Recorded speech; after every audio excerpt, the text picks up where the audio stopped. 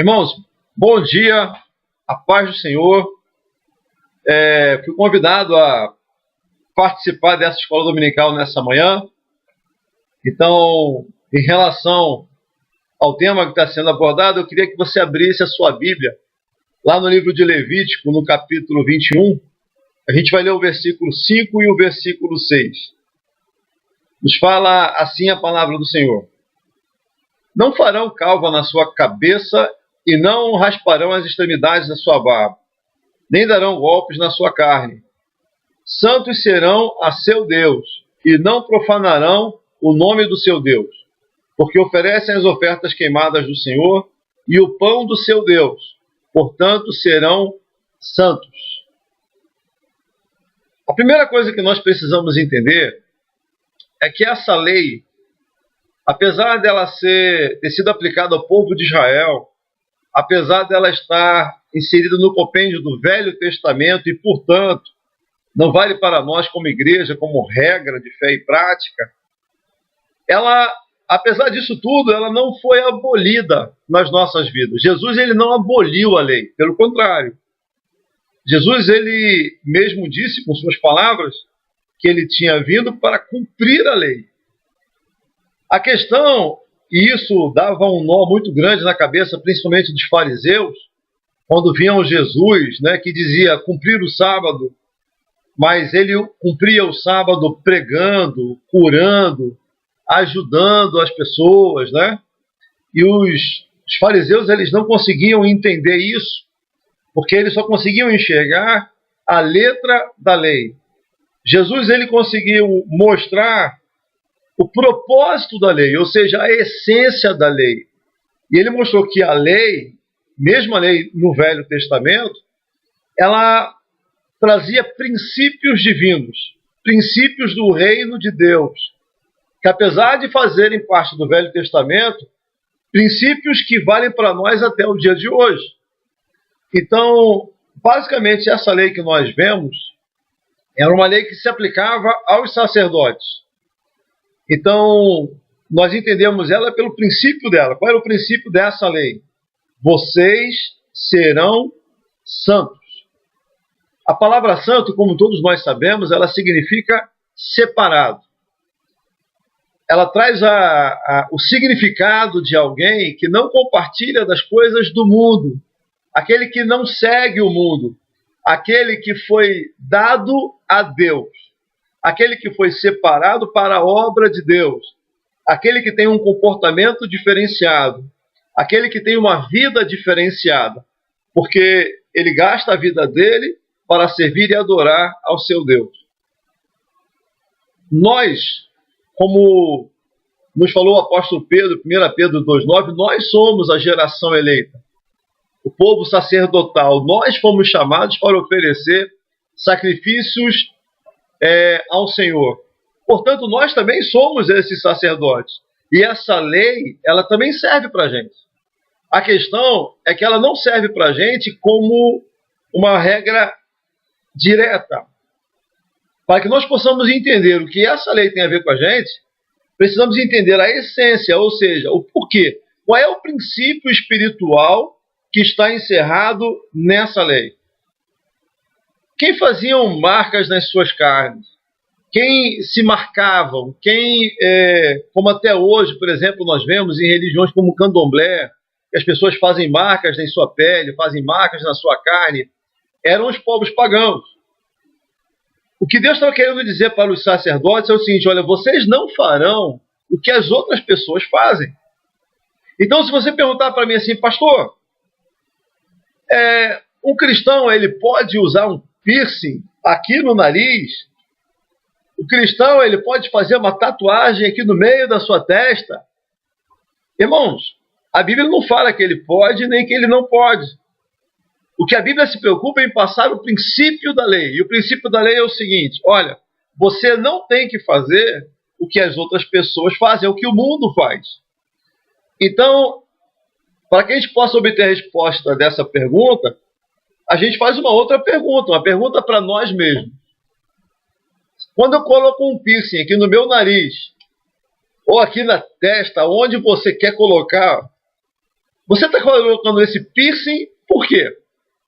Porque você sempre teve o desejo de colocar um piercing em você? Ou porque você está fazendo isso porque todo mundo faz? Você vai fazer uma tatuagem porque você sempre quis fazer? Ou você vai fazer uma tatuagem porque todo mundo faz? Se a resposta é porque todo mundo faz, então você está errado. Não faça, você não pode seguir a multidão para fazer o mal, porque você é santo ao Senhor. Você é consagrado ao Senhor. Você não tem que fazer o que o mundo faz. A lei ela não fala que é errado, ela não tece detalhes. Erram aqueles que procuram na letra da lei substanciar uma posição entre certo e errado. Existem vários teólogos que tentam sempre discernir, né, e colocar como regra prática. Olha, o crente ele pode fazer isso, o crente não pode fazer aquilo, o crente pode, a mulher cristã ela pode cortar o cabelo, ela não pode. O jovem cristão ele pode ir para a praia, ele não pode. Ele pode jogar bola, ele não pode. E tentam, e às vezes conseguem, achar textos na palavra de Deus para consubstanciar a sua posição. Esses são os fariseus de hoje. São os homens que tentam usar a lei para justificar as suas próprias opiniões. Erram da mesma forma. A grande questão da lei não é a letra da lei. Então você não vai você não vai achar nenhum texto na Bíblia dizendo que você pode ou não fazer uma tatuagem. Você não vai achar nenhum texto na Bíblia dizendo que você pode ou não usar um piercing na orelha, na testa, na nuca, no pé, no dedão do pé, onde qualquer um quiser colocar. Você não vai encontrar esse texto. O que você vai encontrar na Bíblia são princípios espirituais. Então, o princípio espiritual para os sacerdotes, para a nação santa, para o povo eleito, para aqueles que foram chamados para apresentar sacrifícios agradáveis a Deus, é que eles seriam santos. A resposta é essa. Talvez você esteja procurando a resposta no lugar errado.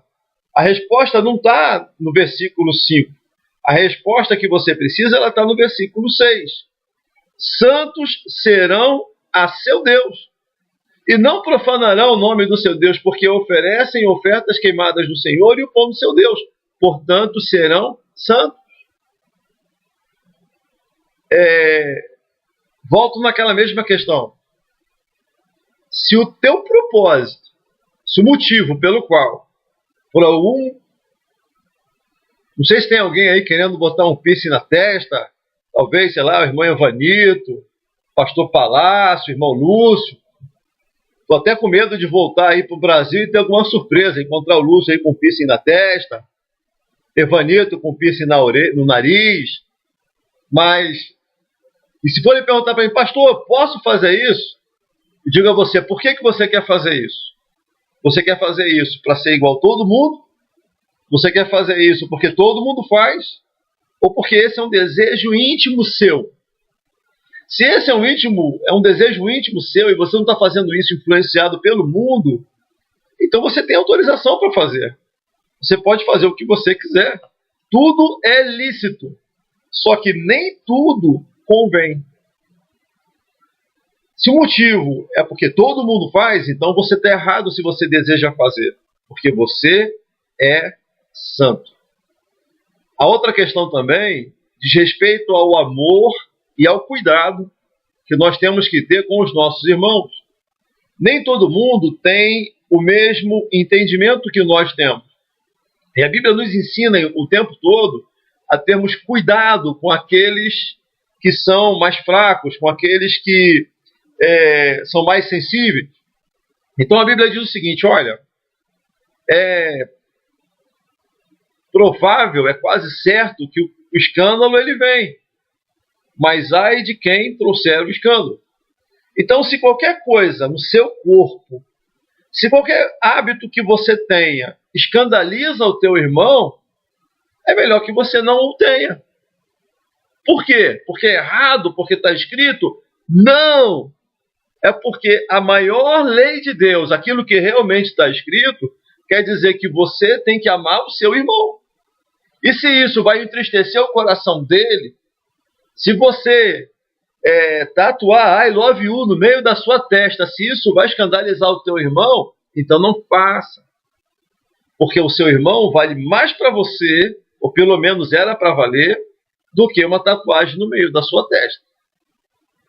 Então, meu irmão e minha irmã, resumindo tudo o que foi dito.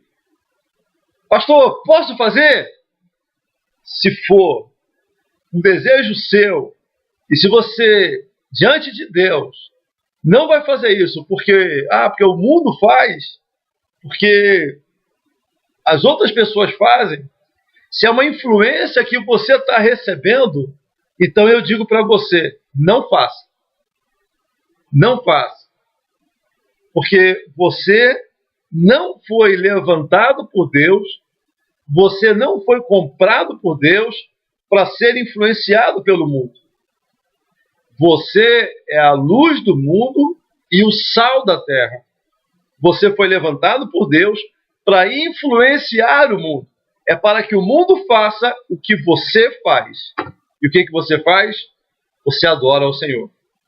Essa é a palavra que eu tenho para deixar. Espero que eu tenha ajudado e que o Senhor te abençoe nessa manhã, nesse dia, e que nos conceda aí uma escola dominical abençoada.